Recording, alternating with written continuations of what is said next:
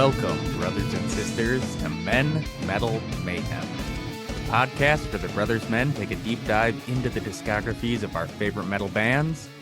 I'm your host, Brother Paul, joined as ever by my two brothers and co-hosts, Brother John I'm feeling some erratic palpitations over here. and Brother Dave. I've been here the whole time. Season 3, Jesus Freaks, we are diving into the world of Christian metal, and today we are discussing Tourniquet's 2000 album, Microscopic View of a Telescopic Realm. Join us as we drink from the poisoned well.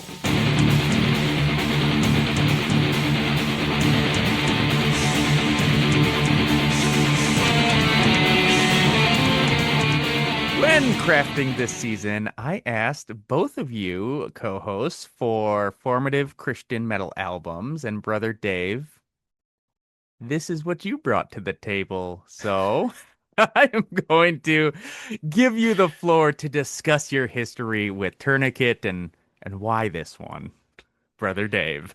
Why indeed. We have mentioned it previously, but I got into Tourniquet in the late 90s. I struggled to recall the exact timeline, but I think that they were recommended to me by our youth pastor, Lightning Laner, because he knew I was big into Metallica. And there were some other suggestions around that time as well. I remember Striper. I remember Mortification, but Tourniquet was the one that really stuck with me. Their first three albums, which is what I think I got started on, were pretty solid late 80s, early 90s thrash with a neoclassical edge on them. And to my knowledge, the band saw a decent amount of success in both Christian and non-Christian circles based off of those albums. The band has always been Ted Kirkpatrick, the drummer and multi-instrumentalist at its core.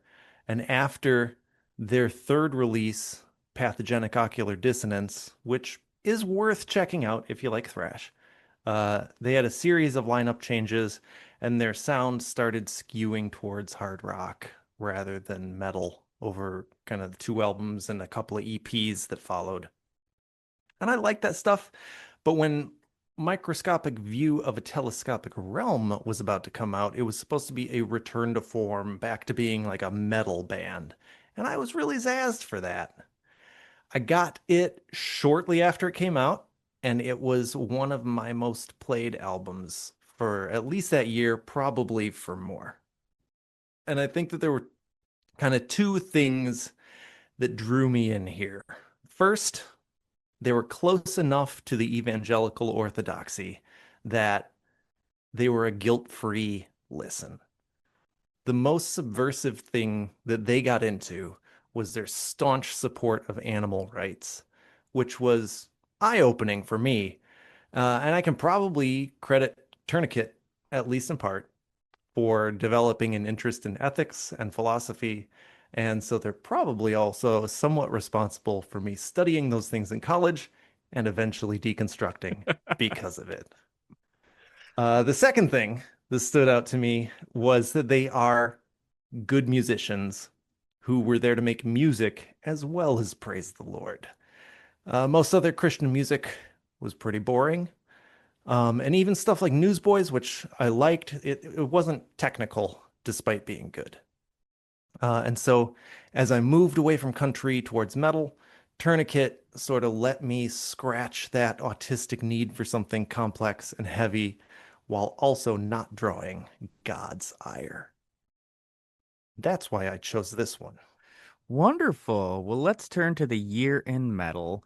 And you kind of alluded to it, but Tourniquet, they were often called the Christian alternative to Metallica or even Megadeth, but neither of those bands had albums released in 2000, so I chose the band Armored Saint and their album Revelation.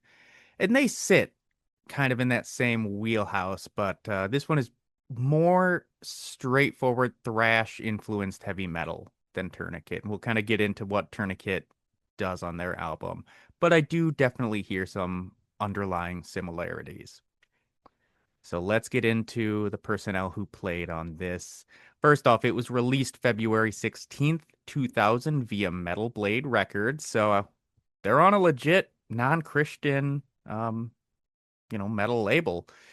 And playing on this are Wisconsin native Ted Kirkpatrick.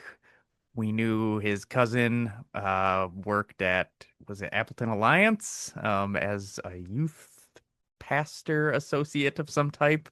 Yeah, were they cousins? It was Dr. K. Yeah, he would always be at youth group and like he was kind of a small group leader, I guess, because we would do like the main thing with everybody and like sing the worship songs, and we'd split off into small groups. And I feel like I was always in Dr. K's small group for like the Bible study portion, and he was always really cool. And I Yeah. thought it was fun that he was related somehow to the drummer here, Ted Kirkpatrick of this band. Yeah. So actually, maybe it was his wife who I knew because I didn't know a Dr. K. I knew it was some lady at Appleton Alliance when I went to youth group there, and she was like, "Oh yeah, Oh, my relative plays in Tourniquet." yeah, it So must have been his wife. I think it was yeah, John Kirkpatrick, maybe. And I'm not sure what he was a doctor of, but presumably some kind of doctor in the Appleton area in the yeah. early 2000s or thereabouts. So And I never went to Appleton Alliance, so I missed out on getting to know someone close to this guy. Well, it's almost as if you knew the family just from your devotion to this band at the time. Right. so Ted Kirkpatrick, he plays drums, bass, and he writes the music and lyrics of 8 of the 11 tracks. On rhythm and lead guitars and backing vocals, we have Aaron Guerrera, and then Luke Easter is our lead vocalist. This album was produced by the band and Bill Metiyer, who had worked on all their albums. And Bill had been active since the early 80s and produced and engineered for some heavy hitters like Slayer, Flotsam and Jetsam, Corrosion of Conformity, many others. And he even worked on the Armored Saint album that we mentioned up top. I think he mixed and mastered it. So, yeah, all signs pointing to a very legit band here. 11 tracks, 8 of which were written by Kirkpatrick, 3 of which were handled by Easter and Guerrera. Just under 70 minutes long, and it kicks off with track number 1, Besprinkled in Scarlet Horror.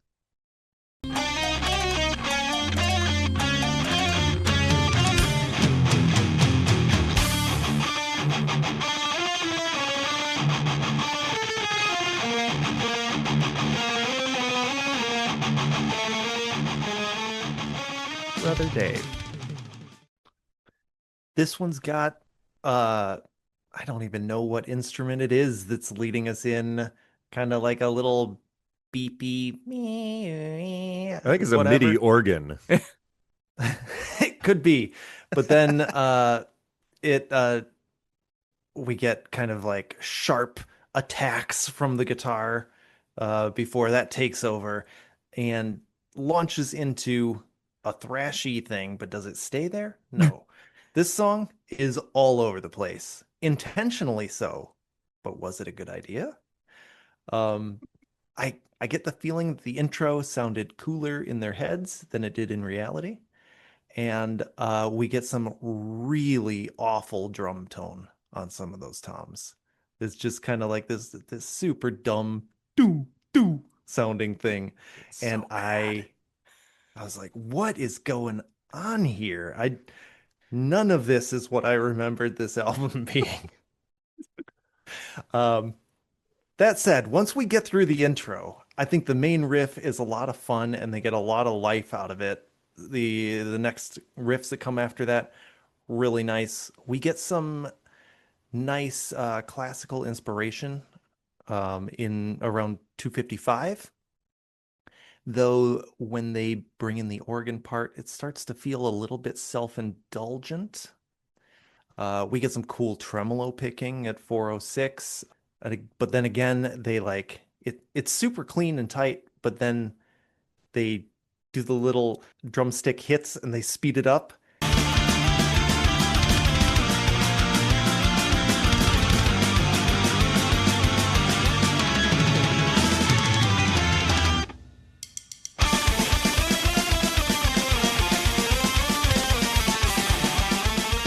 again, it feels self-indulgent, which maybe kind of fits with the theme of the song, but then the song itself being about like we should be able to sing about whatever we want to sing about, basically. It like you don't have to just have uplifting themes to praise Jesus. Then it goes out on a like acoustic guitar and a flute solo with some sort of hymn-esque singing. This one's I don't know. It's all over the place. Brother Paul, you look like you've got some thoughts. Yes, and I should say that you and I were the ones that listened to Tourniquet. Brother John, had you ever really listened to Tourniquet prior to? I I know that I have heard them before. Actually, I had the album, or probably still have it in my CDs, Crawl to China, but that was the only one that I had, and that was one of their more just like hard rock-ish albums, as I Yes. recall. I Yeah. don't remember much Yep. about it other than I didn't love it, and I think I probably listened to this one at least once and presumably bounced right off it because I it was not my jam. And also, can we just pause and talk about the album cover for a minute? We don't Oh, I usually absolutely want to talk about the touch on album album cover. covers, but this one is just so ridiculous. I think that was part of what turned me off from even the idea of listening to it. I was like, what the fuck is this? It just looks so stupid. And It I probably really listened to the music once does. and I just didn't really appreciate it. And so I don't think I ever listened again until basically now when we're doing this episode. Yeah. Yeah, I'll so you go. can you just so the album cover, it's microscopic view of a telescopic realm. We do have a magnifying glass that's like looking at a butterfly. That fits the theme. Well, There's some sort of microscopic. I They're trying. it's they're trying. Yeah, I mean, we're gonna get into it. These are evangelical Christians trying to talk about science. Uh, there's some like planetary imagery and stuff that works, but then what the fuck is the upper Yeah, third? what's the Like, green there's guy? he's he's a weird looking green guy who looks like his head has been put onto his body with some sort of like he looks like he could be out of a soil work video. Yeah, but Except somehow the CGI is worse here than in the it's Soilwork somehow videos. worse. It's bad. Made in And he's MS like, Paint. yep. He's just green and grinning for some reason. Got a bionic eye. Yeah, it's not great. I will definitely throw that on the socials. So with that out of the way, I'll let me talk about this song. Why is there so much flute in this? I don't the 2 minute outro with the flute, which is it's jarring. I guess I kind of this is a very spastic ADHD song. It's just Mhm. all over the place and like they'll kind of stop and then he does the tap in real quick with the drumsticks and it's a mess, I think. From a cohesive standpoint, the line that always sticks out to me just because it sticks out so weirdly when he says, "The legions of hell." With their mouths scoring to what into they serve, or in the dim, vivid scarlet horrors absurd, of singing sounds that evoke the legions of hell, the notes that you choose, and the beat that you sell. Why does his The voice notes that you sound? choose. Why And does the it sound beats like that you this? sell. So we're getting our first glimpse of Luke Easter's vocal stylings, and I did not recall them being like this. And I wonder why this is happening. I do like that kind of the harmonized bit they do at the 405. I think you called it, they do some tremolo picking. It sounds like kind of like Mhm. harmonized, and that's fun. There are good bits in this song, but listening to this, I I really stayed away from blowing up the chat and saying all my thoughts, but I was kind of like, what the fuck is this? What is this? I was confused. Brother John. Well, you guys have I mean, I have like 10 points on this song, but you've hit on a bunch of them already, so I'm not going to rehash everything. But yeah, the very first part, I was like, okay, MIDI music? Question mark. Did they have a poor budget? Same as Winter Sun. Couldn't afford the good sounding organs. And then, yeah, when that first jarring stuff comes in, I'm like, okay, what the fuck is going on here? But then at 27 seconds, when that intro, the actual guitar riff starts, that they're doing some pretty cool stuff on the guitar. It's like, all right, well, these guys can play. And then the drums come in. I think we should probably invoke our segment, Thunder of the Gods, I am a god! to call out how cool these drums are. Well, cool. I don't know if it's necessary, like this part. So, Dave, you kind of touched on this. The drum tone, and it kind of depends on which song. Sometimes it's like, what the hell is this drum tone? It just sounds bad. Like they're they're tuned too tight. There's like no reverb. There's like a quick attack and no sustain as they hit them. And so you can hear every single beat that he's playing very distinctly, but it just sounds kind of wooden in parts, I guess, and not very good. But he definitely knows how to play, and he can throw a lot of beats per minute in there. So, I thought that part was pretty cool what he was doing, even if like the recording style that they chose, I wasn't a huge fan of. And that kind of comes and goes throughout the songs, where there's been several times in my notes, I'm like, okay, the drums sound like crap here. What the fuck? But, he's still technically proficient at what he's doing. He is a very good and very fast and very tight drummer. Yeah, for sure. But yeah, the biggest thing, and I think this is most likely what my turnoff was when I heard this a quarter century ago, was when the vocals come in, it's like, okay, this is not my jam. I do not like what this guy is doing. And he has a few different styles that he gives, but like the strained kind of shout delivery that is, I think, pretty common in thrash music and also in hardcore music. I just don't really like that style of vocals. But then he also he just has sort of a weird affect on his voice in other parts. I don't know. Just like a lot of what he's doing, I was not pleased with. You look like you need to say something, Paul. Well, I need to say, that takes us to track number 2. Well, hold on. One more thing. Sure. I don't want to belabor it too much, but okay, at around the 6-minute mark, they full on immerse us into some sort of pan flute 70s era folk music. And it's like, okay, this song is like so back and forth with weird different styles mashed up. It's just insane. But yeah, it's like all of a sudden, here we are. Is it the 70s? There's pan flute. What's happening?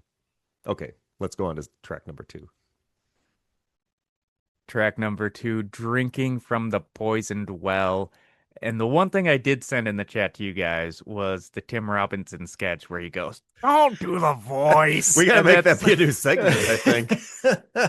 Don't do the voice. It really, don't do the voice. Because it starts out and he just fist through a wall and he's like, oh, God, it's so bad. And then he does the kind of whisper sing, "But it's you serving the jail sentence." And it's, You think you're punishing me by your anger, but it's you serving the jail sentence. Onto the stone. it's so bad what he does in this song vocally, on top of the main riff, which is just very boring. So it's a boring main riff mixed with super weird vocals. And I do want to say lyrically, this is the second song we've done this season about anger issues. And it's also the second one to have an extended whistling section. I noticed So, that too. It's like, is this a Christian music thing to Yeah. have whistling in songs? Because none of the other non-Christian bands that we've covered or albums, I don't recall there being any whistling. I mean, that's, relatively small sample size still, because this is our 40th episode Yeah. or something. But it's like, is there a lot of whistling in songs other than Christian artists, or is that some weird evangelical thing that we're just discovering? Yeah, so bro, those are my thoughts on this song. Kind of a 7.5 minute long hard pass, Brother John. Yeah, so like the guitars and drums on this one, I like pretty well, but it's just those dang vocals. It almost sounds like he's trying to make a comedy album with the way he's making his voice sound. I don't know. It's just like hard to explain because he's not like doing anything specifically funny, but it just sounds kind of goofy, like the inflection he's putting on his voice. And you had mentioned like fist through a wall, foot through a door. And then you think you're punishing me with your anger, but it's you serving the jail sentence. Like, however he's delivering those lines, I was just like, what is happening here? This is so strange. So again, it's really the vocals that are turning me off because like the guitars and drums are doing really cool things. But the other thing too, let's see, like around 150, there's this drum fill, and then they transition to a different flow of the song, kind of picking up the pace. Anger needs a process for its gravestone.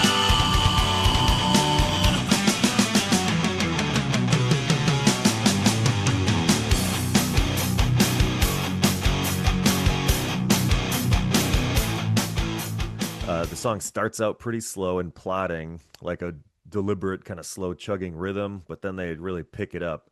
And this is a recurring thing that they kind of do. They kind of waffle between, it's almost like they had two different songs and then they just slap them together.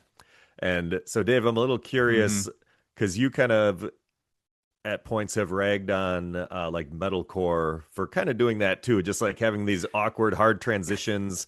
But I feel like this is for something that you used to love. This has the most awkward, craziest, many hardest of them. transitions All like over the every place. in every single song. And it's like I can't. It's hardly listenable because it doesn't have a good flow to it, I guess is what Yeah. it is.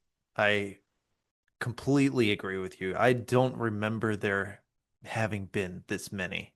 I think they've added some in the past 25 years because this is wild. I feel like that may have Um, been something that I disapproved of back in the day. Also, I was like, I don't know.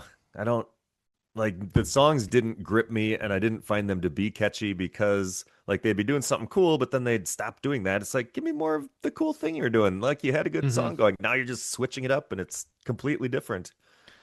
Yeah. I think I'm more in the Brother John camp on this one in that I do think that what they're doing with the guitars and the drums generally pretty cool throughout this song. But yeah, these vocals.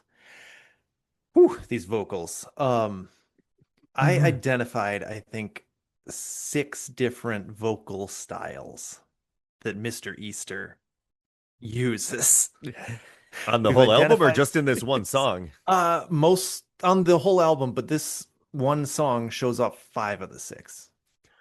The only one we don't get is his full cleans, which we got at the end of the last song, right? When he was doing the "If you arrived at the sight of Calvary's scarlet fright," Oh, when he's singing just during the pure, pan flute part. yeah, during the pan flute part.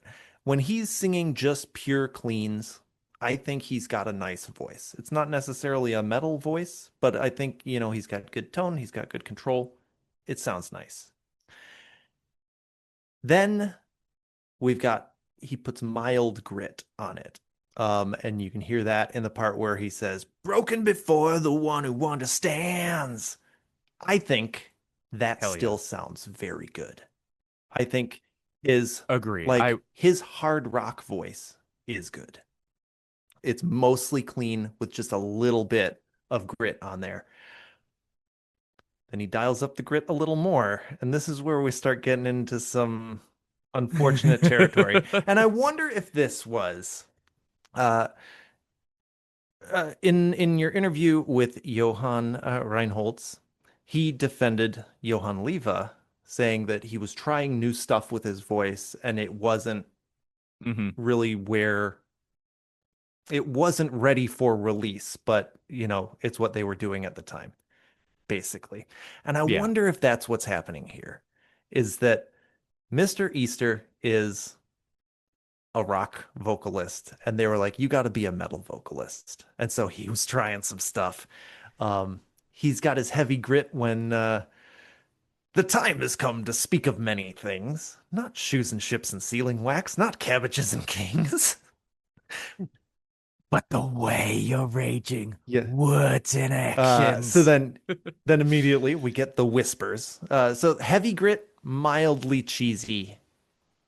It waffles. It's toeing the line there. The whispers, absolutely cheesy. And the way he pronounces anga is funny. If you add more grit, I think then he runs out of grit and he just tries to do something else with the voice.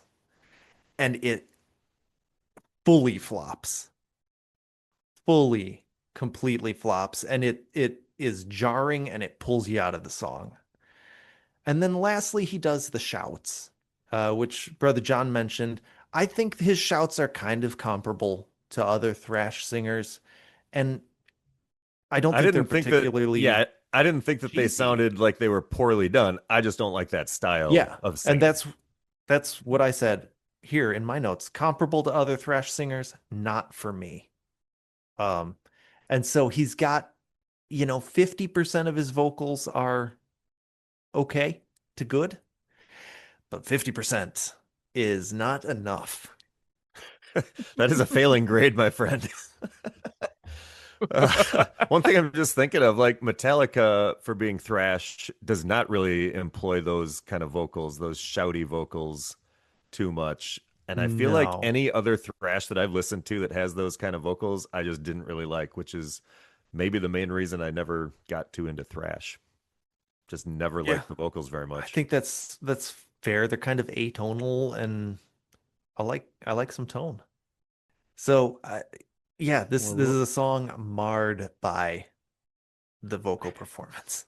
marred by overuse of varied vocal styles. You're right. He really does run the gamut of vocal styles in And this one. it's Like when you call it out, it's so and it's noticeable. Yeah. sad that they stand out as bad because he is a good vocalist when he's in his lane, right? When he's in his Yeah. element, it's really good. Yes. I think that's true. It's just he's trying something. I think, Kirkpatrick standing over his shoulder saying, "Do it this way, do it this way." He's like, "I'm giving it Right. all she Because, like, got." you take the voice and you turn that into actual death growls, could be pretty sweet, but they didn't do that. No, they did not.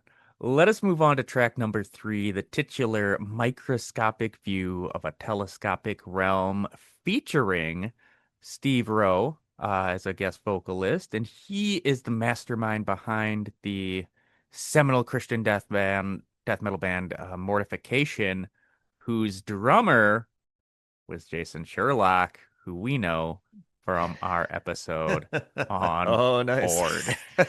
It all's coming together, baby. So Have you listened to Mortification? I don't know that I ever have. It's one of those ones I've put on a couple of times and I turned it off. Yeah, well, It just didn't grab me. I'm just going to skip the middleman and leave it turned off. I originally had us doing one of their albums for this season because originally this season was about 18 to 20 episodes because there was but you boys We you don't pulled want it me to be back. marred by overlength. So now it's a tight 10. Brother John, take us All away right, on so this one. one thing, and I kind of talked about this with the drum, but like at parts on this album, the production sounds a little thin. Like maybe it's just not like a robust or layered sound in some parts. Like they just had one track for the instruments, or it kind of sounds like a three-piece band. Like it To just doesn't my have as full of a understanding, sound. that was kind of intentional to some extent. Kirkpatrick, in interviews I've seen, kind of pushed back against the wall of sound that was becoming popular at the time. I think it He was a bad move. They should have taken creative control away from him and put it in the hands of the producer to make it sound a little better. But, that being said, I guess that's kind of a minor gripe because in general, this song is kind of a bop. It starts with a pretty catchy riff, some blasty beats, and then by 20 seconds, it gets into this guitar picking thing that sounds pretty cool. Although I will say, in terms of guitar work, this pales in comparison to a lot of what we've listened to and covered on the pod. But, it's more of a thrashy kind of guitar solo, which I feel like are typically more straightforward. You're not going to have so much like crazy finger tapping or all up and down the frets, but, it's like a groovy guitar lead kind of, picked solo. So, I thought it still was cool and it worked for this song, without being extravagantly fancy.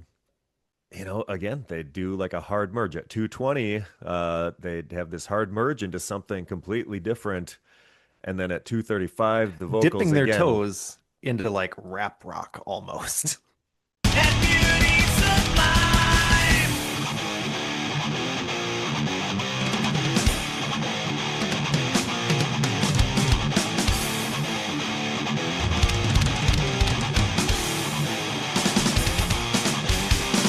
When the dust is purple and the jungle beats, silence Yeah. And then they do more of the hardcore shouting, which is like the gang vocal shouts where they're like, chaos, order, chaos, order, chaos, order. I just don't like those gang vocal shouts. So, not my cup of tea. And then I was at this point of the album, I was like, okay, I really haven't listened to a lot of thrash. So I asked Google, I was like, okay, Google, what's a good example of some hardcore thrash song that has gang vocals in it? And Google turned me on to the song Executioner's Tax, Swing of the Axe by Power Trip, Wave of Death by Municipal Waste, and Strike of the Beast by Exodus. So I listened to all of those, and those are all way more straightforward thrash kind of songs. But yeah, the vocals I just not a big fan of. But I can definitely see, these guys have thrash influence, but Tourniquet also has all kinds of other stuff, plus the kitchen sink thrown in. So they're far from straight thrash because they got so much extra weird stuff. Anyways, I kind of got the impression like it's almost like Ted Kirkpatrick wanted to be in a band like Dream Theater or Rush, but the only guitarist at his church was into thrash. So he was like, okay, it's better than not being in a band at all. And then they had to find a singer and they just took what they could get. So maybe that's where we got this fairly unique mix of genre styles. So another kind of funny thing. So I was reading on Wikipedia, and one of the quotes was, "The songwriting is technically precise, and drummer Ted Kirkpatrick is known to play the guitar parts himself when he thinks that the other members playing is not precise enough." So it's like, I kind of wonder, like, what were the exact dynamics of the songwriting here? And I wonder, did Ted consider like doing the vocals himself, but he just doesn't have the vocal chops to be the vocalist? Because it seems like he wanted this to be his solo project, at least, according to what Wikipedia is saying. And he's kind of like got a creative vision that he wants to see fulfilled. But yeah, so I don't know. Kind of on that note, like the reason given after pathogenic ocular dissonance that they went their separate ways was like creative differences. So yeah, Ted Kirkpatrick is very much at the helm. This is his band. Everybody else just exists in it, I think. So, yeah, for this one, musically, I actually kind of like this. Yeah, the voice doesn't kill me for the most part. There's a couple weird, parts where he's kind of in the background shouting like, "What good does it do if a man, but forfeits his soul?" Yes, but we do kind of lose the plot midway through with those weird, hard, abrupt changes. But I mean, there's a guitar solo at 3:30, which isn't the worst. Brother Dave. Yeah, I think the riff we get kind of starting in around 1 minute, crunchy as heck.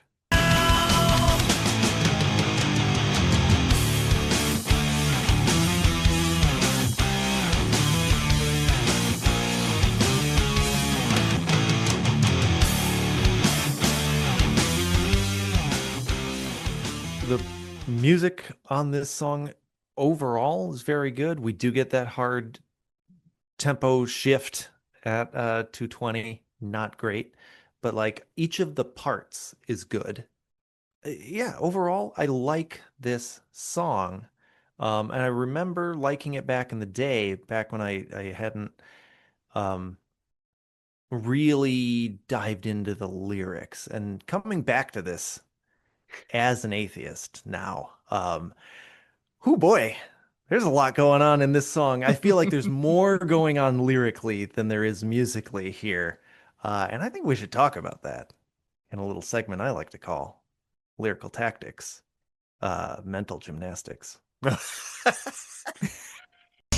tactics. spastic vocal gymnastics. It's perfect.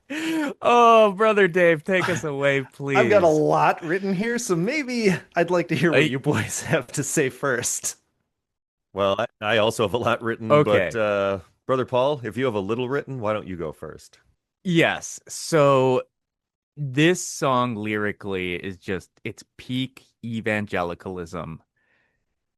Things can only be beautiful and wondrous if they come from God, seems to be the central point.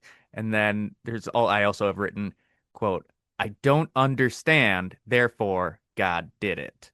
And the other thing I threw in the chat to you guys was the clip of Charlie Kirk debating at Cambridge or Oxford about life, and he's talking about it, and he says, it's called the miracle of life for a reason. And the other guy he's debating is just like, it's a miracle in the sense that it's a beautiful and wonderful thing, not that it's a literal miracle. Like, it's something we understand how life is for. Like, And the Charlie, interesting thing we about know that this. too, yeah.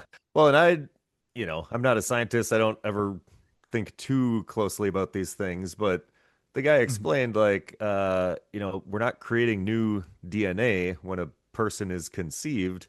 It's like, in my mind, it almost seems like squishing two pieces of Play-Doh together. You still have those two pieces of Play-Doh, but now yeah, you have a different color because it's a mashup of the two. It's like we're taking the two DNAs. It's not like creating new DNA. It's just combining them into something different. So I don't know. That was just sort of an interesting point. It's like we understand what's going on. I think the part that we don't really understand, maybe Dave, correct me if I'm wrong, but like where consciousness springs from. Yeah, there's no good explanation of consciousness. Yeah. But like But the explanation from this song is it's so crazy, therefore God. Jesus Christ, the Christian yes. conception of what God is or whatever, is everything we think is true because look around you. It's like that's Yeah. kind of a strange Right. argument to make. Like, even if we don't yet have a good naturalistic explanation, that doesn't mean you just jump to God did it. But this song. So this song, like, first line starts off talking about Darwinistic preconceptions. And this, I think it's doing a lot of mental gymnastics to imply that scientific thought is ideologically the same as Christian thought. But Christian thought boils down to God did it, where science doesn't boil down to evolution is true.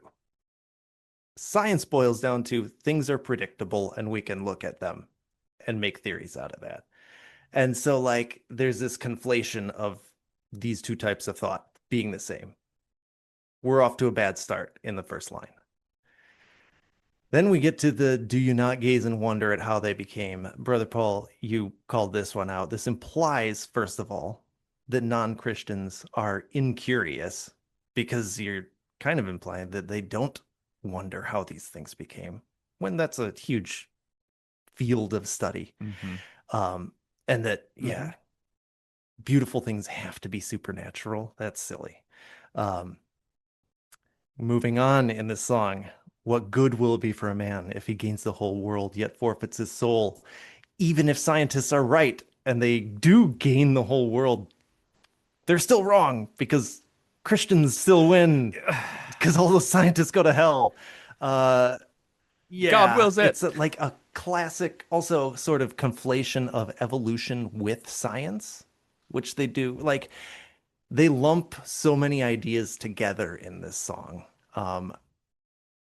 And just like they're all the same in his mind, whether it's science, whether it's evolution, whether it's abiogenesis. Yeah, that kind of reminds me of this one thing. So, do you guys recall when Bill Nye, I believe it was, debated with Ken Ham of the Creation Institute? And at the end, the question was like, is there anything that could change your mind? And Bill Nye was like, evidence would change my mind. Like, evidence to the contrary, I would change my mind. And Ken Ham was like, no. So it's like you're starting from the conclusion and building your whole worldview around what you think is accurate instead of looking around you, seeing what there is, and building your worldview around that. Right. Yeah, Yeah. I know. Preconception. That So is who's the got Darwinistic the obstructed preconceptions right there. preconception? It's like what? So that's Uh, kind of crazy. and then I kind of playing into that point, we get to from the wave of the mightiest hand, from the giver of life and beauty divine or beauty sublime. Like he just throws out this wild claim that God did it with no backing evidence, which is, classic Christianity. Uh, and then we get into that hard shift in the music into the real quick story about when you're in a jungle and a panther comes to eat you or something. Uh, and the soul within you marvels and your praise to him is cast, which seems to be the old trope that atheists will still turn to God in a time of dire need. And I feel like this is him saying, you actually are Christian. You actually do believe in God, regardless of what you say you believe. I don't believe you. And it reminds me of Jordan Peterson telling, Ugh. he had a debate with Matt Dillahunty, who's a big kind of anti-theist philosopher guy, big in the atheist space. And he tells him to his face that he's not an actual atheist because he wouldn't murder people in cold blood, basically. What? Yeah, because Yeah. it's wild logic coming out of. I mean, if that's what Jordan Peterson would Jordan do if he ever Balthazar. gave up his faith, then maybe we should hope that he continues to believe in God, so he doesn't just start murdering people senselessly. Yeah, That's wild. basically, yeah, like they get this preconception of what the true atheist is, and then it gets real weird when you extrapolate from that. Um, and then do you really think that Mr. Darwin's words and thoughts truly are the last? This feels like the old argument from incredulity. I can't believe that evolution is true. Therefore, it must not be true. Uh, My God, I thought of some very certain people in our lives who have probably said those exact same words, or oh expressed those yes. same Oh thoughts. yes. This song reminded me of so many conversations that I've had. Then we get a little later in the song, of atoms protoplasmic start will soon contain a beating heart. Uh, this is a classic Christian confusion between evolution and abiogenesis, which are two completely different things. We've been talking about like evolution more or less up until now, but now they're like, but where did it start? And that's where the conversation always goes when you discuss evolution with this type of Christian, is that you can give them all the evidence in the world and they'll eventually just shift the goalpost to talking about a completely different issue, which is where life came from. Mm-hmm. Uh, and then when you conflate those two things, there's not a solid theory of abiogenesis. There are several theories out there, several naturalistic explanations, but they're not as solid as evolution. And so you can take that not solidness and apply it to evolution because they're the same thing in your brain as the Christian, and be like, see, it's not set in stone yet. And it's just these mental gymnastics. They really get my goat. Uh, and then lastly, and kind of my favorite one, right at the end of the song, from the first dividing cell to the loneliest quarters of hell, is this classic thing that happens in Christianity and theological thought, where they gloss over incredibly problematic theological issues. Like they bring them up, uh, like God made Satan and hell and is ultimately responsible for infinite torment of souls for finite crimes.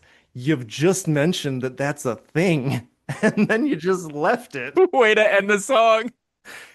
This lyrically, this song is wild. So I've refuted my childhood beliefs. Oh my God. That was beautiful. Um, I loved it. Track number 4, The Tomb of Gilgamesh, All right. Brother Well, John. so we had talked about the clean vocals before, and this one starts with some clean vocals, and I think they sound pretty good. And then at 28 seconds, this kind of cool descending riff comes in, and the guitar line that follows it then is also pretty rad. Before my soul depart.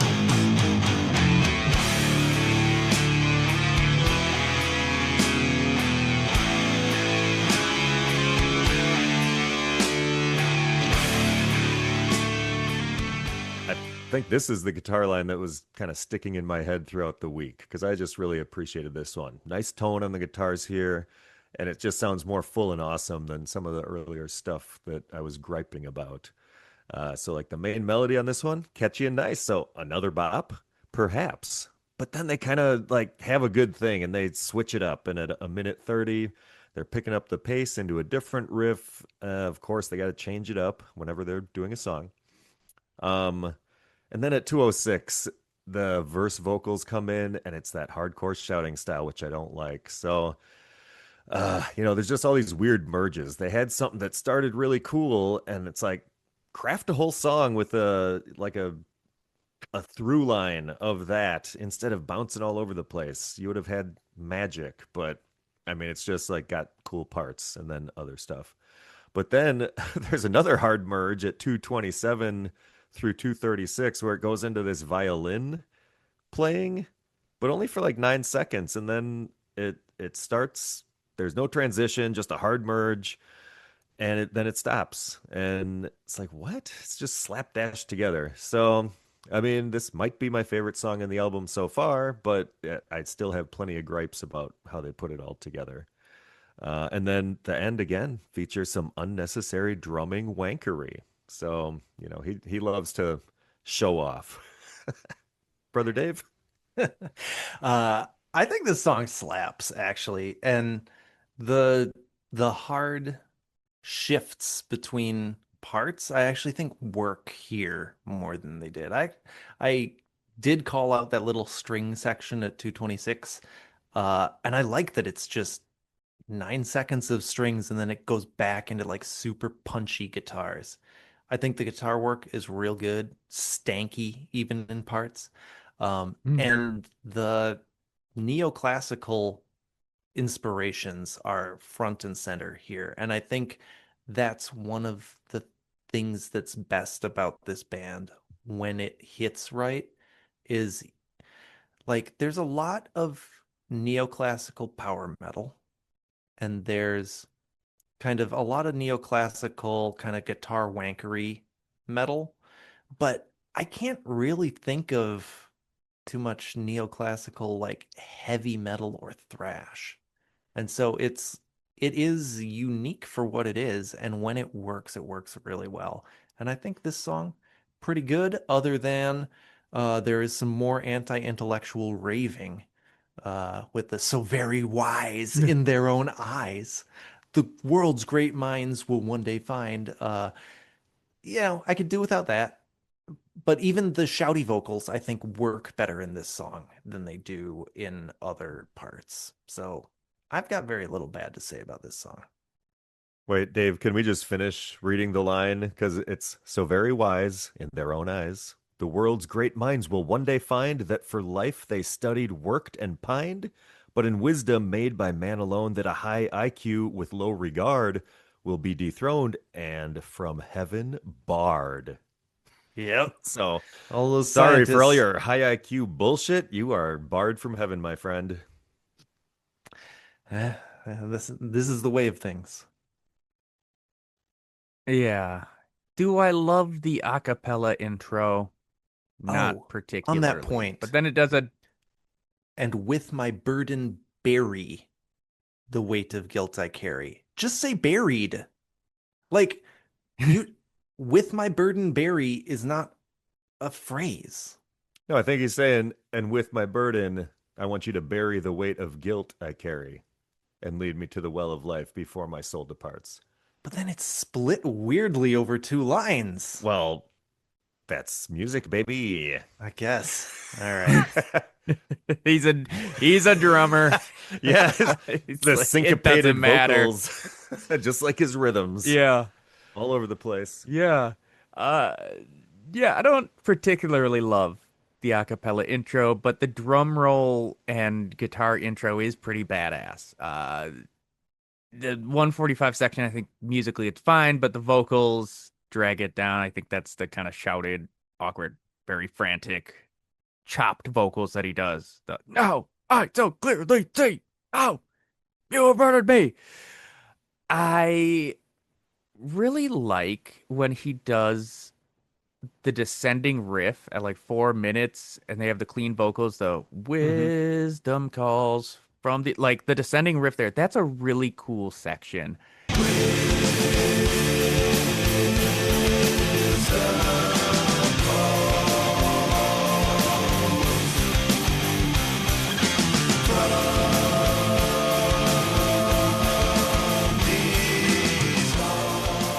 I think this song, I think I'm more in the Brother John camp. I like this song, but I'm frustrated by it because there's so many good sections, but they can't seem to bring it together in a complete package. In no world does this song need to be 7.5 minutes long. I think that's the issue, is that so far these songs have all been, I mean, Microscopic View is 6:13. Everything else has been over 7 minutes. They just get so long. You have to keep switching it up, otherwise they'll be boring. But he switches it up in a way that's not Could have just cohesive. made two songs. So I think He had that, plenty of time. The only songs yeah. on this album that are less than 5 minutes are the three by Easter and Guerra. Well, let's get into that because track number 5, Servant of the Bones, that is the first of the three. And I was going to call that out. These are the only ones under 5 minutes. This one is it's 4 minutes, 56 seconds. And I like this intro. It's a nice crunchy riff. There's drum flare.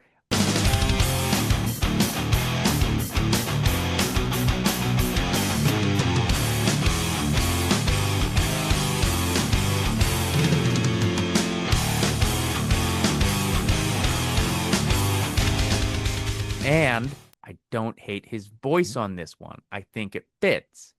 And the solo at 3 minutes sounds like something off of a Corrosion of Conformity album.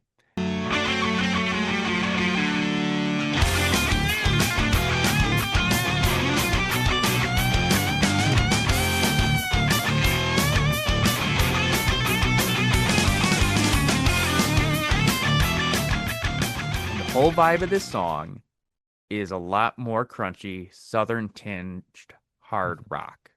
And it really works. I like this song compared to all the other ones, but stylistically, it's totally different. I mean, not totally, It's but different enough.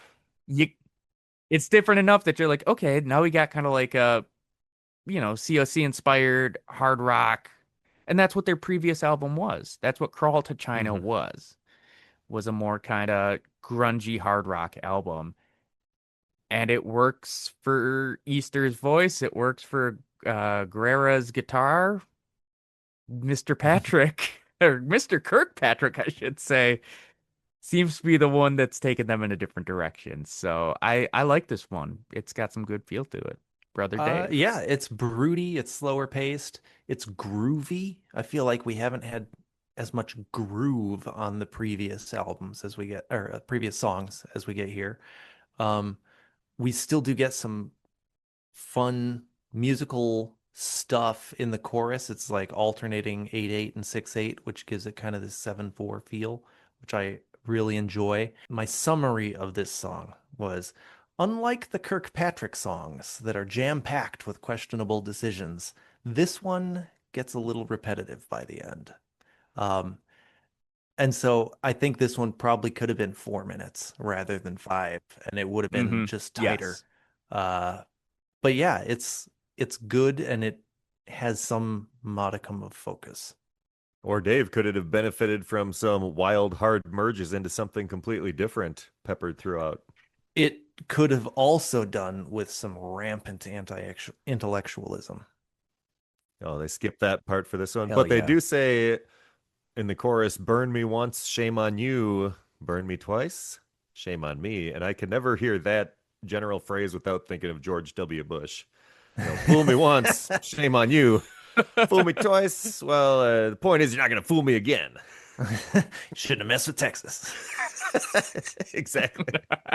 So, but other than that, like pretty much what you guys said were my thoughts. So, not a bad one. I didn't really have anything too negative to say. Yeah. Well, track number 6, Erratic Palpitations of the Human Spirit. Brother John, you mentioned it Oh. up top. Yeah. Take us away. Well, this starts with a bit of a drum solo intro. He's really bopping the toms on this one. And can I just call out our new segment? Don't do the voice. Don't do the voice. That 25 seconds, the vocals come in and he's doing the voice. It's like raspy talk singing style. It's like, I don't really like that. Surprised by such an evil thought. Where did this thing come from? I thought I cast it far away, but it's creeping back to me some. My spirit's willing, flesh is weak. Humility. And there's also some tinking cymbal work during these parts. I use the Yeah, word they tinking really do. also. I called it silly symbol work. That's, probably an accurate way to describe it. At a minute 38, they do the fast drumstick clicking and launch into a scathing, fast, like punk-ish part. Just like, and then just start doing something completely different, going off the rails. And the lyrics here do include the word, if you want to call it that, supercalifragilistic. They say, because when I first heard it, I just like did a voice to text. I was driving, making my notes, and I was like, did the lyrics here include supercalifragilistic? And so I looked back. Yes, indeed, they did. Analytic, pathogenic, supercalifragilistic, cut it up and let it stand the theologic test is the line. And he's shouting these words out so fast. So like somewhat impressive, the vocal delivery, but I did not really like the sound of it and the use of supercalifragilistic, which sounds completely cheesy to me. And then right after that part, they've got the gang vocals where they're like, freedom. Again, I don't like those shouty gang vocals. But yeah, so at 4:55, then they say, remember the words that he gave you and me, believe in your heart and you will be set free. It's like kind of triumphant, like power metal vocals there. And then they go into a triumphant guitar lead part. And I like that part of the song. But is it enough to redeem a song that has a bunch of other aspects I didn't love? I don't know. Brother Paul, what did you think? Did the end of this song redeem it from the rest of it? So, no. Like, so the toms and crunchy intro are nice, and then we get the vocals and the cymbal tinking, and Whiplash. come on, guy. Yeah. I don't mind the riff on this one, but then when it does go to those cheesy lyrics with the fast shouted vocals, it's bad. But then I don't mind the clean sun bridge that he does and the harmonized solo. Like at the can we just get one song that is good start to finish? Brother It's gonna Dave, be a can no we? from me, dog, says Ted Kirkpatrick. Yeah, I feel like this is you're getting what you're getting, buddy. What I yeah, I've got all the same gripes as you boys, but there are some things that I like. That freedom part, vocals aren't good, but the riff itself, I think, is really good.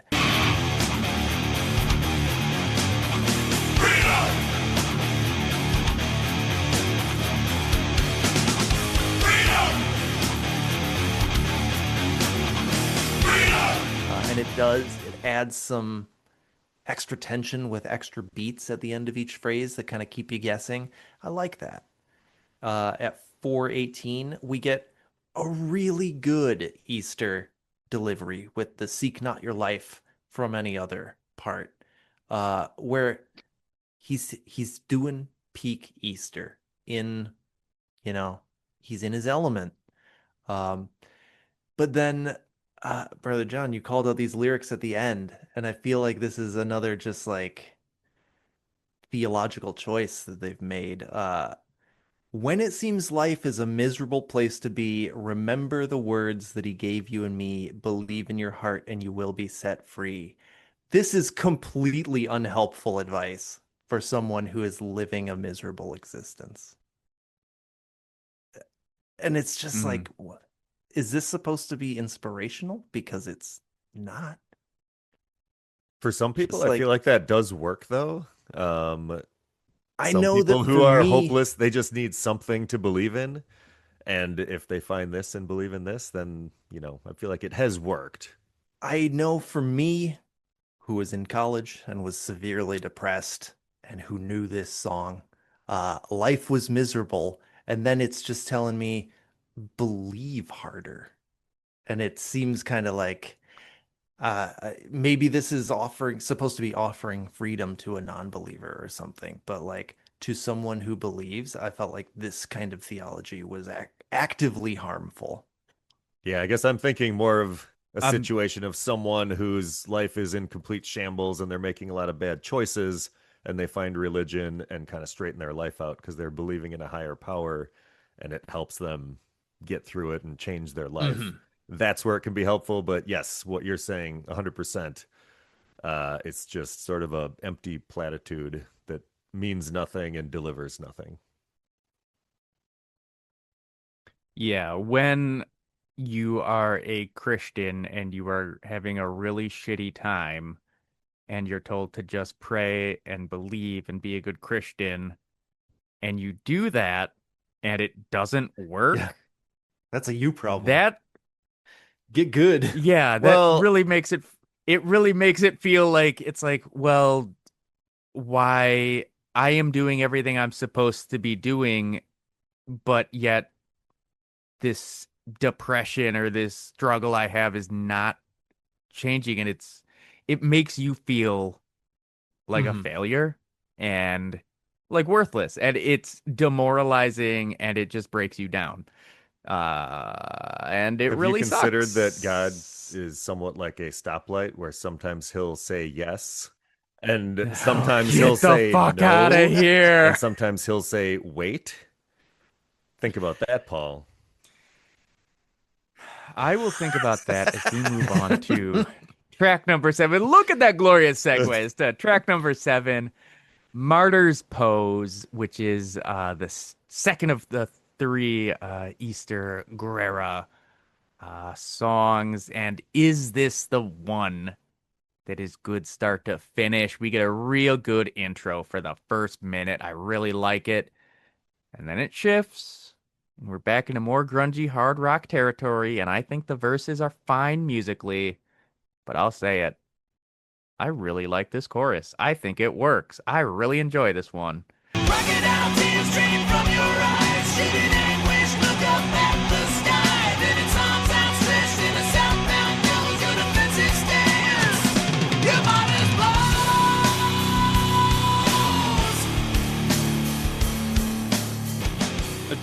Brother Agreed. Dave. Um, we get an acoustic intro, a couple harmonized guitars. It's nice, and it includes a 3+3+3+5 section, which is interesting. Without being like in your face. Look, we're doing crazy stuff. It still flows well. The transition, I wrote was a little cheesy, though I don't actually remember what the transition was, but it's into some good crunchy guitar work, and we get good Yeah. solid delivery from Mr. Easter throughout here. My only real gripe with this one is that, like, the very end of it lyrically feels victim blamey to me. That's why I said that I like it musically. Because as I read these lyrics, I was like, oh, I think I see what they're going for, but also that is not the way I would phrase any of Yeah, this. and like I feel like the lyrics would work if they did everything except the last line, because it's just telling a story of someone who has been abused and they have learned a defense mechanism. Um, but then the last line is you typecast yourself in this role, your martyr's pose. And then that, like, Hmm.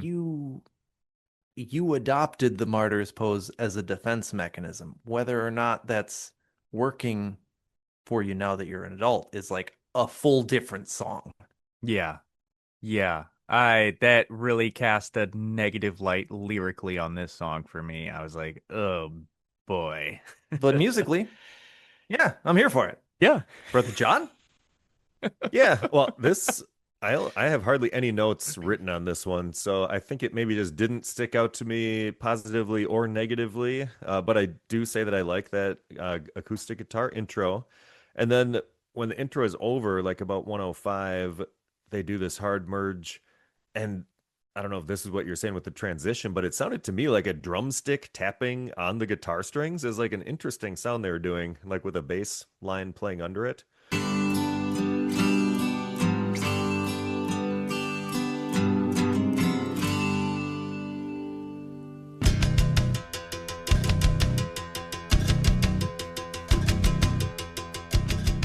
So I thought that was kind of an interesting thing that they were doing. Caught my attention. And then the verse and the vocals come in. Don't love it, don't hate it, is what my notes say. So that's a pretty high praise so far for this album. Track number 8, Immunity Vector. It's an instrumental, Brother Dave. This song starts off with some great neoclassical metal riffing.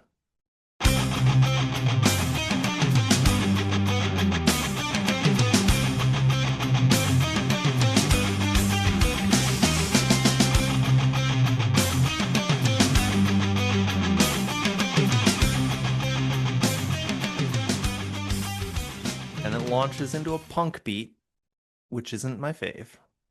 And then it quickly becomes a hodgepodge of ideas that sort of go together. Um, it feels like an excuse for Ted Kirkpatrick to show off how fast he can play. We get another flute solo, and it's good, but what is going on with this song? The same And could be said like, for any of the Kirkpatrick songs. It's the same theme, just without vocals, and so it's much better yeah, than most of the other ones. I don't know, man. This song felt like pure self-indulgence to me. The other, maybe it was the lack of vocals, so there wasn't even like a theme to it. It was just like 7 riffs. We get some repetition around 3.5 minutes in, and like it's wild. This one's a knob, bro, for me. Yeah, well, I don't know. I thought this one was somewhat enjoyable, but did not love the sound of the drums on this one. Like, again, what he's doing, very technically proficient, but just the way the drums are recorded doesn't sound good to me. Like, they're too muted, tuned too tight, no reverb. I don't know. That's the kind of stuff I was saying before, and it was noticeable here on this one. I will say that pan flute part, again, sounds very 70s influenced, and I like that part. I liked it more than the other flute part earlier. And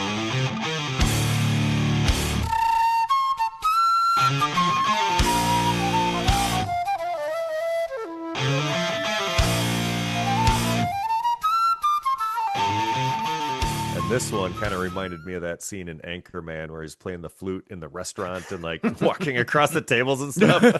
It's less folky than the first one, a little more badass. So I appreciated that part.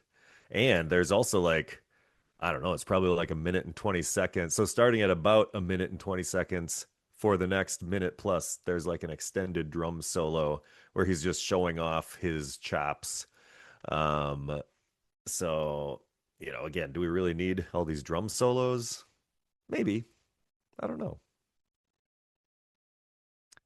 Yeah. I mean, it's not the worst instrumental in the world for the first minute, and then it just goes into a whole bunch of nonsense that we don't need. This could have been a minute 20 interlude a la those non-exist songs, but That wasn't the choice. Not in the cards for Mr. Kirkpatrick. He went all in on He's this just one. there recording it overnight. He's like, Which, it's in the can, baby.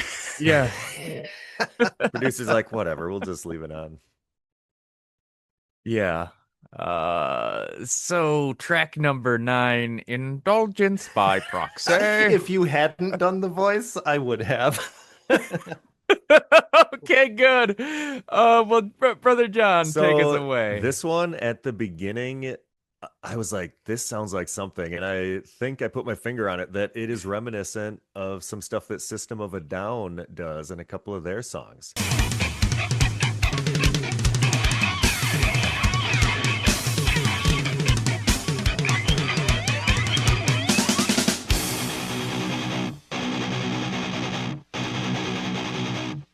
So the drums at the beginning of the song are kind of reminiscent of the song No from System of a Down's self-titled album.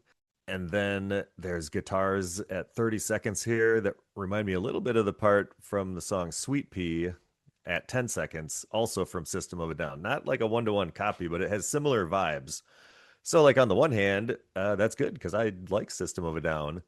On the other hand, it's not good because this is a poor man's version of what a System of a Down song could be. But one thing that I noticed too, because I re-listened to a little bit of System of a Down as I was trying to figure out, okay, which one does this sound like? And they have a lot of weird, goofy vocal stuff on, at least on that first self-titled System of a Down album. But I feel like they pull it off better than the weird, goofy vocal stuff on this album. Uh, Well, that's their whole shtick is having Yeah. weird So, vocals. Whereas System of a Down, I'm like, I like this.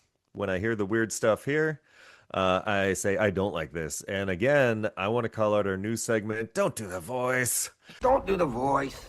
At 36 seconds, it's the weird gravelly voice plus the obnoxious shout voice, a real 1-2 punch of things I dislike.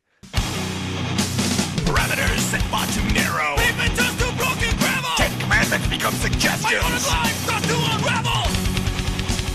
And then they have that little British guy voice coming in a couple times where it says, the square is always equal to the sum of the hypotenuse. And then later, here, indulgence by proxy. A rope wound 7 times, climb the stairs, drop the platform, brings an end to my crimes. It's like, what? I don't know what's going on, but it's certainly experimental in a way. This one ends strong though. Has a cool tremolo picking part with some fast snare drum work that I liked, and it ends with some ominous chants. So, again, they throw in these cool sections here and there, but muddied up with all kinds of other weird bullshit. Dave? Agreed. There's some really good parts to this song. I really like the riff at 55 seconds. I really like the riff and the solo at 3 minutes 40. But man, the voice is rough. And the intelligent voice is so dumb. It seems like it's just playing into their idea of what a smart person is. And it's really dumb. And I hate it. Is the voice, is it supposed to be funny? Like not just the professor voice, but is Luke Easter's voice supposed to be funny?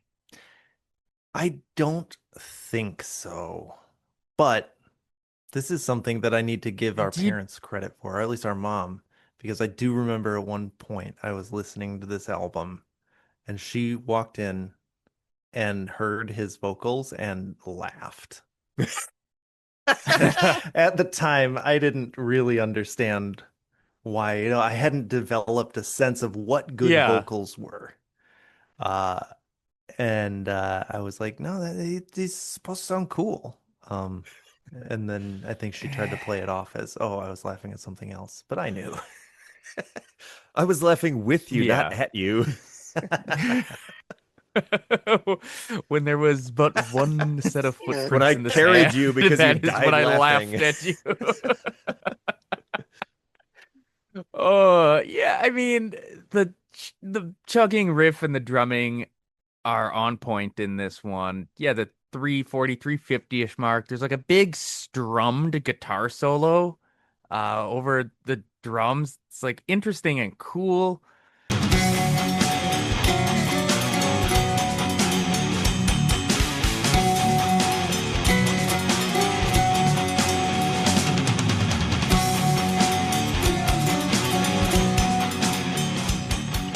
Oh my God, this 5 minutes, 55 seconds. It feels like a fucking eternity. This song just it's one of the shorter Kirkpatrick ones, but I it think still it's drags. partly you've gotten near the end of this album and you've in an Yeah. attention deficit at this point. Yes. So let us move on to the penultimate song, track number 10. I'm gonna butcher this. It's Portuguese, Queixa da Rava, which translates from Portuguese to rage box. And this is our final third of the Easter Guerrera. Guerra, I should I say. think I don't it's think it's Guerra, Guerra, it's right? Guerra. Guerra, yeah. Probably should have corrected you earlier Hell because you've yeah. been saying it wrong the whole I time. know. Uh, I slipped in and out. I did it right once or twice, but wrong a whole bunch also. That's how little I care. I'm sorry. But hell yeah, it's another crunchy hard rock song by our two favorite boys in this band. I feel like during what he sings, the "Nobody Told Me This Was Meant to Be" section, like Kirkpatrick walked in and like saw them recording and was like, "You're gonna do a fucking voice on this Oh, one." shit.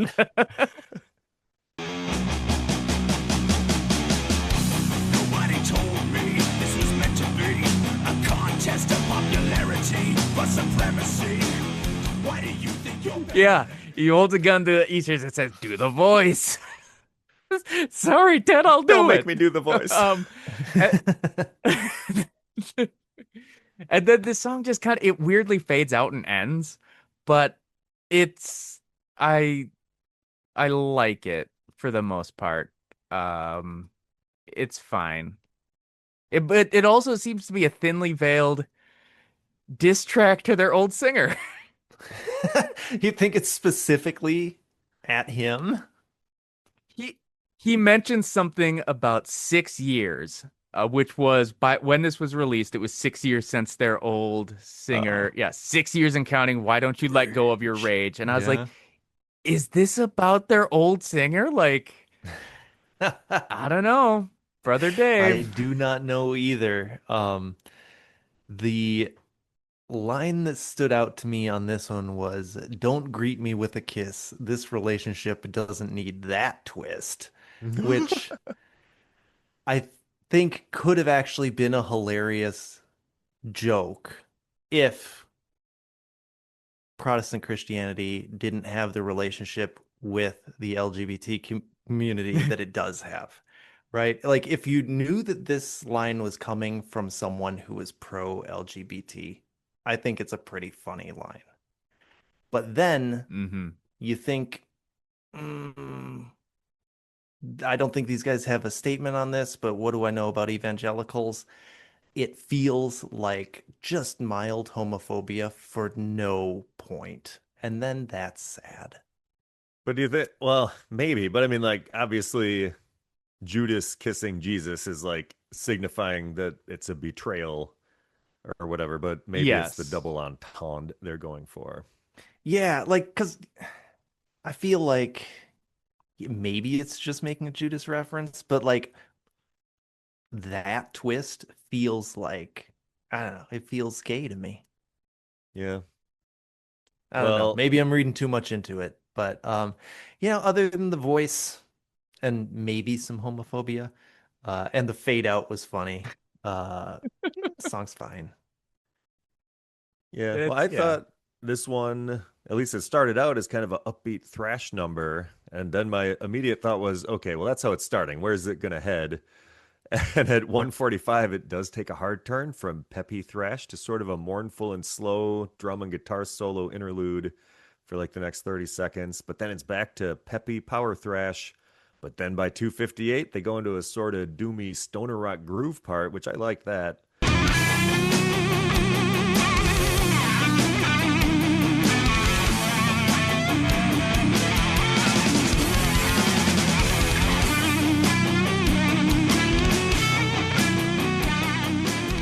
And it just made me think like every song is like three little songs in a trench coat. And, ultimately I'm liking a lot of what they are, but not all together. But, it's kind of like Neapolitan ice cream. I guess sometimes I do like Neapolitan.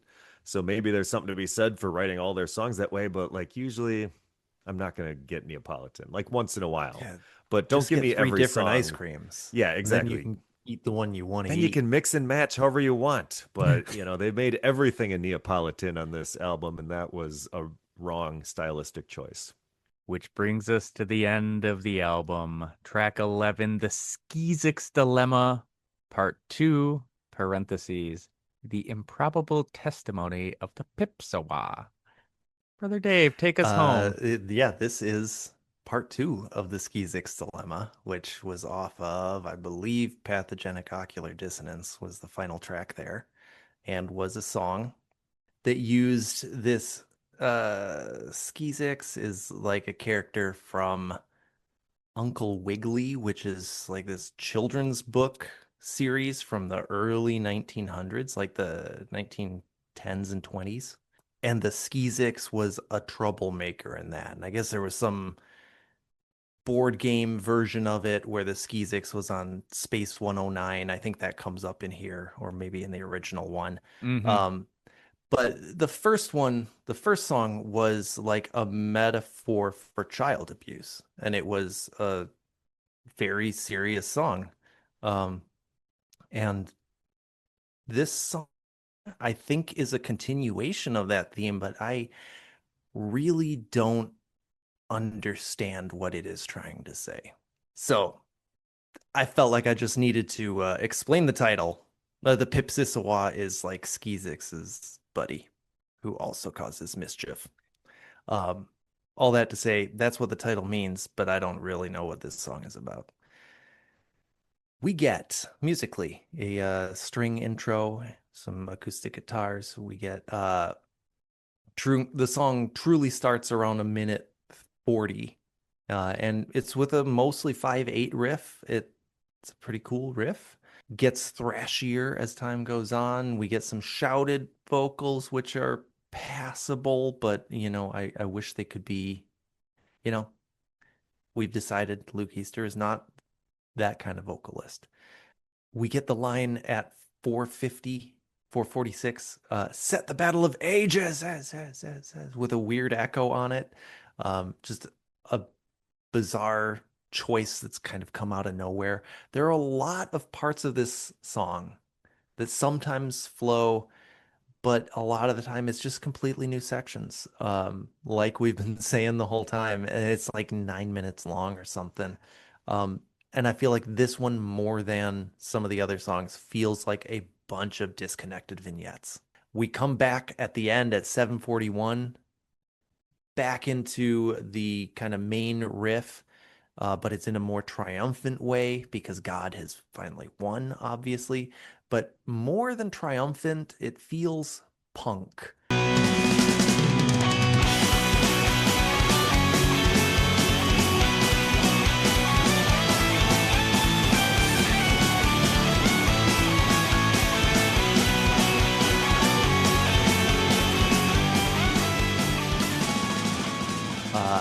And that just seems like a really odd way to play out the end of this album. We've been doing all this avant-garde metal stuff, and then it just goes out feeling punk. And then we get a minute of noise, and then it's done. This song is weird, and it's a nah from me. Oh, you know what? I actually kind of like this one. And you know why? I think the main thing is because they revisit those guitar riffs from the Tomb of Gilgamesh. So, like at 1 minute, 7 seconds, it's short, but pretty sweet. You know what? I'm going to do it. I'm going to call out sick riffs and tasty licks because I didn't call it out before.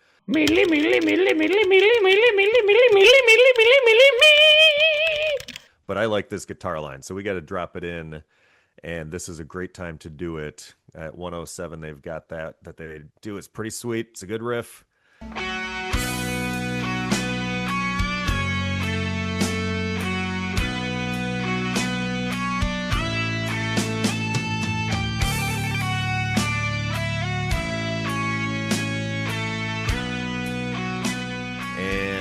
yeah, they were kind of all over the place with different stuff. A couple funny things. So at 4:54, there's a hard merge into something completely different. They're changing up the riffs, and there's all these sort of screechy, guttural noises like that of dinosaur babies. And I wasn't really sure what was going on there, but it's like, all right, well, just letting it wash over me at this point. And then I was happy at around 6:30 they get into some cool guitar harmonies that I liked, and eventually after that they got back into doing more of the Gilgamesh riff. So that was pretty fun. And then that long fade out that has the organ music and like a ticking clock. So if you just replay the album, like the way it ends is the way it starts, and I do kind of appreciate when albums do that. Yeah, I think I lean more Brother John here. I like the cello intro, and then it goes into the searing guitar version of that, riff they're doing. But for whatever reason, the tone on the guitar stood out to me on this song, and I said it sounds cheap because I feel like Brother Dave, you could set up your guitar and your amp and you could play these riffs and it would sound the same. Mm-hmm. Like it doesn't sound like a production. It sounds like, oh yeah, I just That whatever. Well, might Brother be Paul, kind does of it the sound cheap or does Dave sound thinness. really good? That's the Could be question. both. Um, Oh. I uh, I wonder if it's you're hearing kind of the thinness that has been lurking on this album, like John mentioned at the beginning. Yeah. Yeah, it could just be that, but I was like, man, it sounds like you could just plug in whatever kind of crap amp you have and just play it and it would sound the same. But overall, I think this song is competent. I mean, yes, there are a lot of those weird rhythm shifts, but overall, it's pretty fine. From minute 8 to minute 9, they're doing that jam sesh and they keep doing faux endings. Like every 15, 20 seconds, it's like, oh, they could end right here. They could have ended before starting that jam session. There's a couple of times in the song they could have stopped, but they choose to keep going. But during that minute, they're doing a jam sesh. Then it ends, and then it continues with just that guitar feedback and like organ music, which just fucking end at the natural point. Like it infuriated me. But the song overall, I think it was competent enough that I was like, yeah, it's not the worst thing that's been on this album.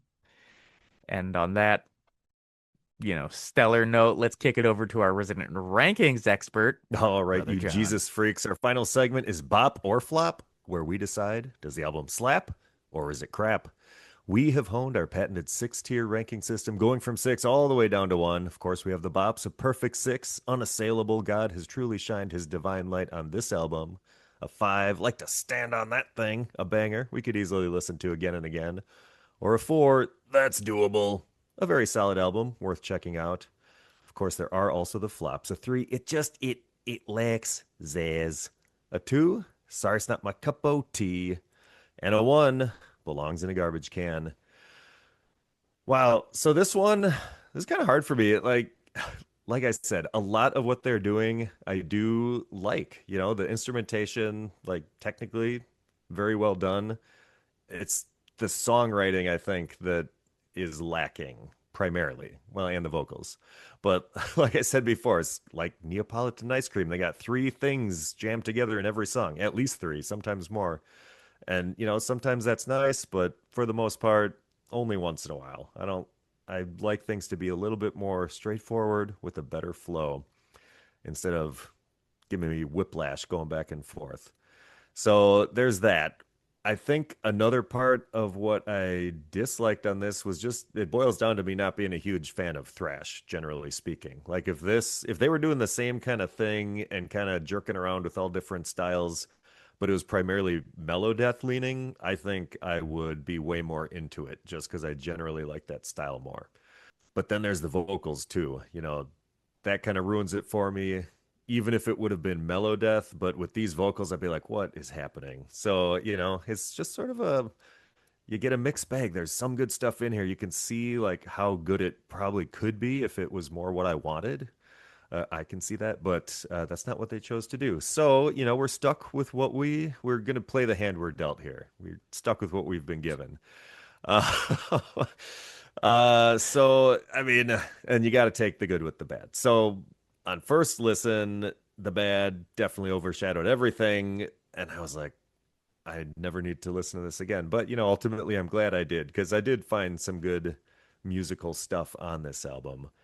But overall, at the end of the day, I mean, despite the technical prowess of the musicianship, I gotta say it lacks zazz. They could have done a lot to punch it up with better flow to their songwriting. Get a different vocalist. You don't have to just use the one guy in church who knows how to sing, quote unquote, knows how. They could have put out some auditions and looked for somebody else, is all I'm saying. So at the end of the day, I'm giving her a 3. Brother Dave? There is a lot going on this album. And I understand why I liked it in my youth. This was a formative album for me before I'd really experienced a whole lot of music, right? Our metal journey really took off in the early 2000s. And before that, I was pretty cloistered with just Metallica. Like I was happy with my one band. And so this was a branching out point and it introduced me to a lot of new stuff. So coming back to it 25 years later, there's some pros, solid musicianship throughout, good production, interesting and prominent use of classical elements. I really enjoyed that now more, I think, than I appreciated it back then. I every time an obviously classical thing came out, I was like, this is pretty sweet. And there's just a lot of non-standard compositional choices and instrumentation, which at the time got me thinking outside of strict pop structures and that sort of stuff. So, uh, regardless of how exactly was executed, I think it's interesting and cool to some extent. But we do have some cons. The vocals are a huge mixed bag. Luke Easter's cleans and his light grit are incredible, but the more metal he tries to sound, the worse it gets. Musically, this album could have been 50 minutes. It's frequently gets self-indulgent and repetitive.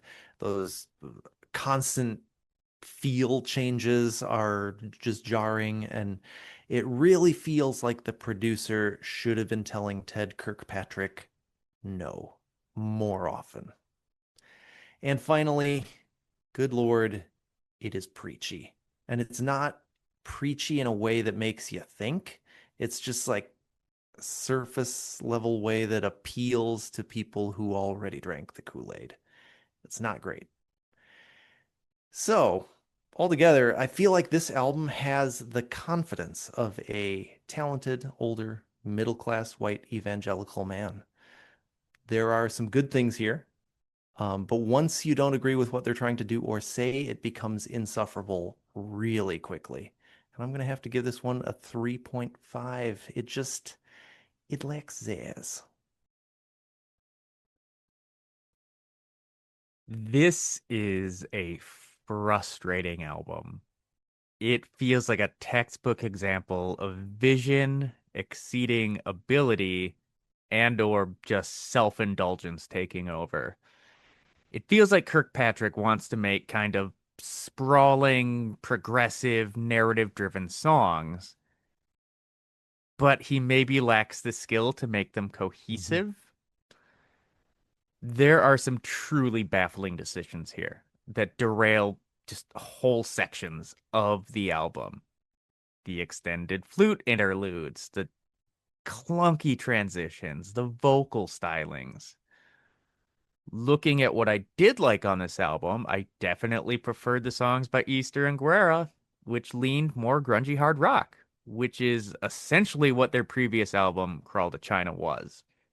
And I re-listened to that one, And while it also has some glaring flaws, I definitely see why that was the album of theirs that I listened to growing up. All that to say, this album, it's a 2.5. This cup of tea lacks zazz for me. So 2.5. Well, brothers and sisters, that's all for this week. Stay tuned for the next episode where we will stay in the new millennium with Living Sacrifice's 2000 album, The Hammering Process. Until then, may the metal be with you. And And also also with you. you.